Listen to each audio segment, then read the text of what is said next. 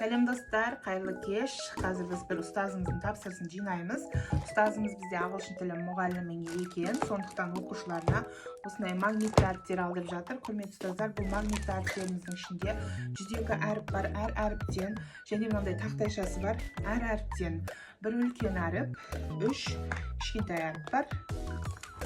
Мінекей. Және мына көрсетейін, магнитті өте әдемі. Дауысты дыбыстар қызылмен белгіленген, ал дауыссыз дыбыстар көкпен, көк түсті.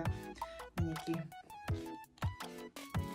Және мынандай өзінің фломастері бар, өшіретіні бар. Мынаған жазылады.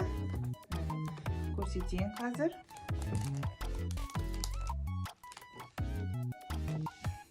Мінекей. Сосын мынамен өшіруге болады.